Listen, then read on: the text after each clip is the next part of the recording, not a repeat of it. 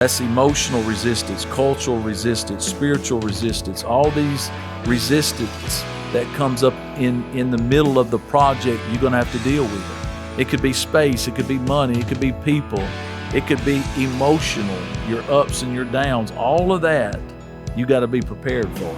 Welcome to T15. I'm your host, Dr. KD. Thank you for being a part of this segment as well.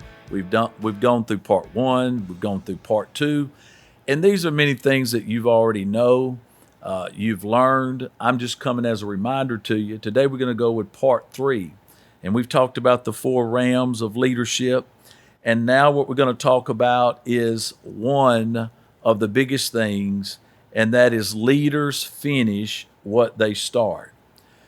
You know, when you start something, it's always emotional, but I want to tell you, finishing is leadership. And many leaders love the beginning of things, don't they? You know why? They love announcing a vision. They love dreaming about a vision, launching a vision, inspiring, casting visions. And the beginning of things feels so powerful. They really do, because they're so exciting. But leadership credibility is not built at the starting line. It is built at the finish line. Anyone can start a project. Few leaders develop the discipline to stay with something long enough to see it succeed. And that is so big. If you want to mess your credibility up with leaders, or if you're a leader and you want to mess your credibility up with people, it starts something and you don't finish it. Because then everything you say after that becomes questioned. Leadership gone wrong is filled with abandoned initiatives. We're going to do this and we're going to do that. And we're going to start this and I'm going to change that and I'm going to do that. That's leadership gone wrong. Abandoned initiatives. But leadership gone right is marked by consistent completion. I mean, you can tell a leader, he's going to start something and he's going to finish something. A good leader, a great leader. And Jesus taught leadership to count, and he talked about counting the costs before beginning. In Luke 14:28, he says, "For which of you intending to build a tower sitteth not down first, and counteth the cost, whether he has sufficient to finish it?" Jesus understood human nature, and people are often motivated by excitement, but they're unprepared for endurance. And boy, that is so true. Jesus said, I want you to know something. I want you to sit down and I want you to do some calculation. I want you just to talk about building something. I want you to see if you've got the wherewithal, if you've got the resources, the stickability to finish what you start. He didn't merely emphasize on starting, he really emphasized on finishing. And that's what leaders do. Because unfinished leadership produces confusion, disappointment, here's a big word, distrust, fatigue.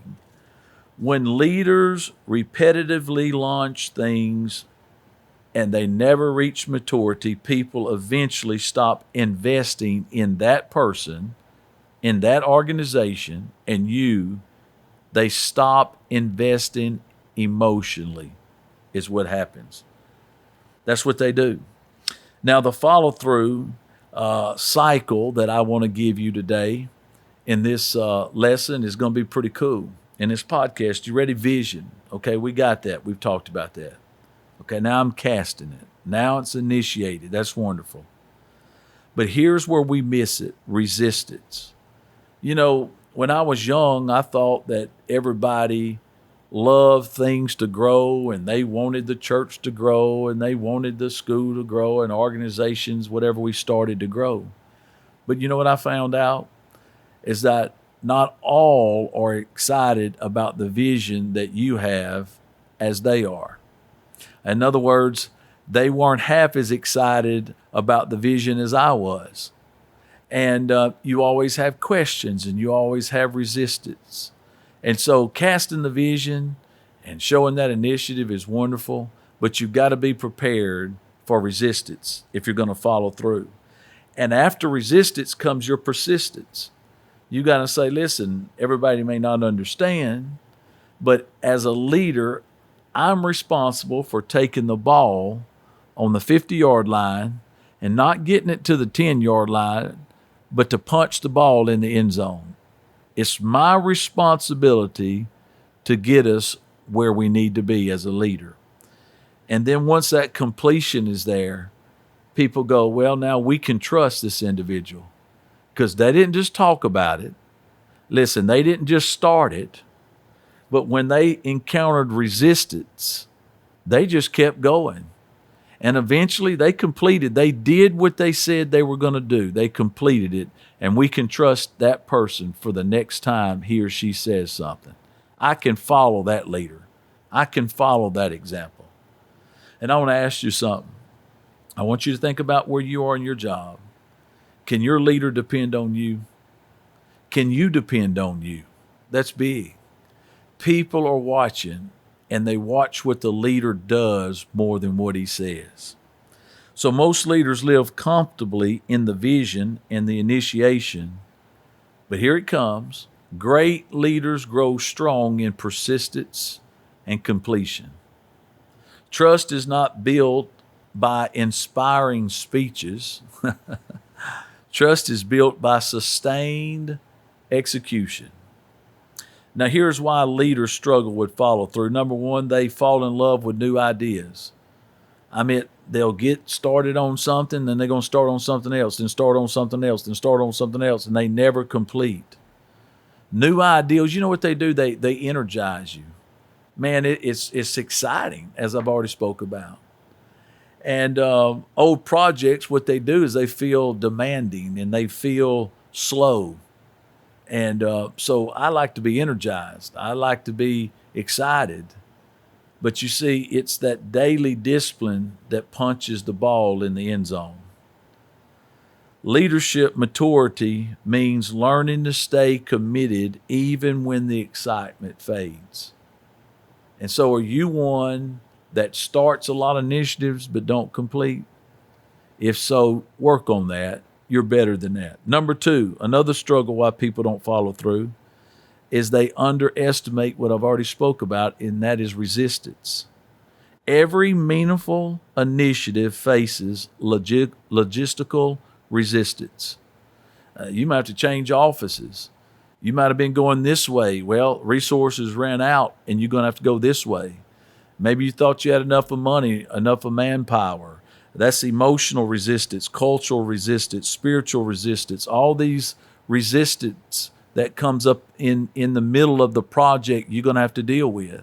It could be space, it could be money, it could be people, it could be emotional, your ups and your downs. All of that you got to be prepared for.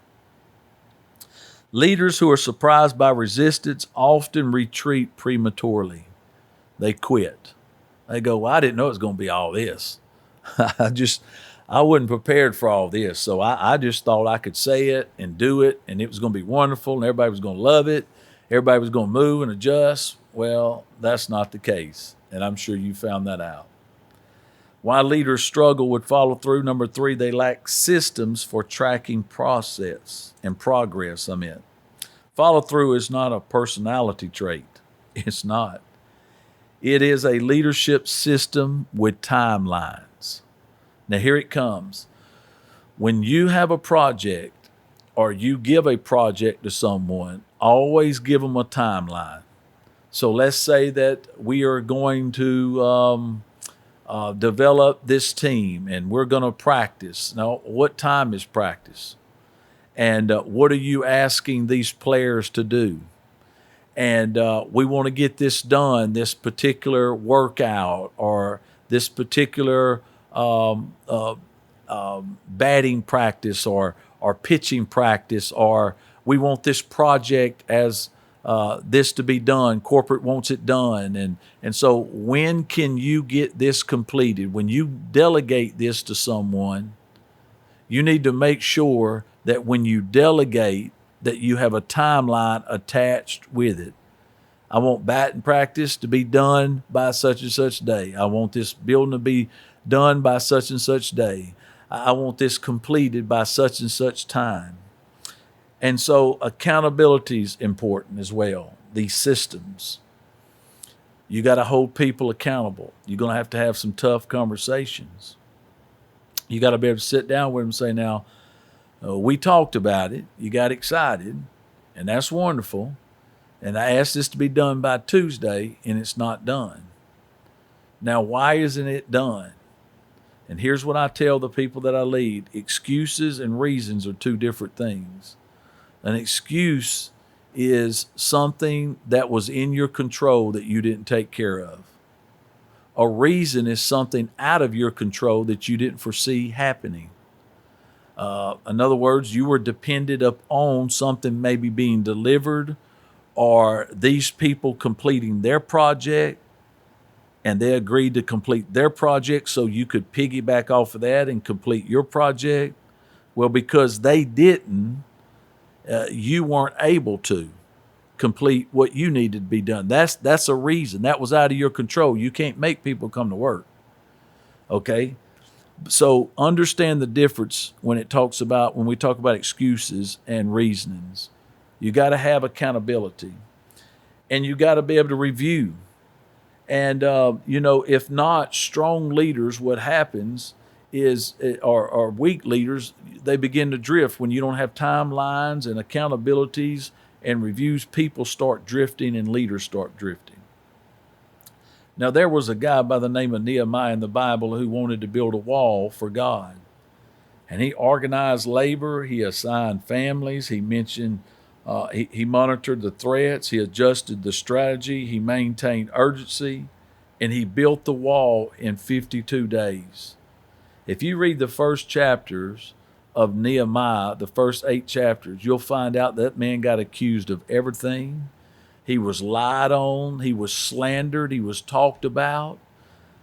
Everybody in the community come against him, but he finished because he was a leader. And I want you to know that's important. And I want you to understand that he finished the wall, and that short statement represents leadership stamina, problem solving, emotional resilience, relentless follow through. Vision got the wall started, but here's the important thing. Leadership, discipline got the wall finished. And that's what it's all about, is the discipline and about the follow through.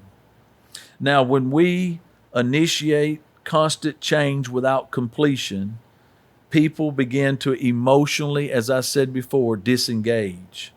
They'll start thinking about you as a leader like this. Well, he said we were going to do this, and we were going to do that, and we were going to complete this, and and when you don't do it, they disengage mentally and emotionally from you, and they'll think, oh, give him a week, he'll be over it. He ain't going to follow through. Let me tell you what follow through does. It creates stability, but stability creates confidence. Let me say that again. Follow through creates stability, and stability creates confidence. Leadership Research Insight said this: a leadership institution survey found that teams lose nearly 40% confidence in leadership when leaders repetitively fail to complete and announce initiatives. Think about that. This is not just organizational. This is deeply relational, and people feel safer following leaders who stay the course. Now, let me just give you something very quick. The emotional cost of not finishing. Volunteers will feel their efforts were wasted. Staff will feel directionless. High performers will feel frustrated, and momentum will begin to collapse. And so what I'm going to do is stop here, and we're going to do part 4 of Leadership Gone Right. I hope that you'll share and you'll follow. I look forward to seeing or talking with you in the next podcast.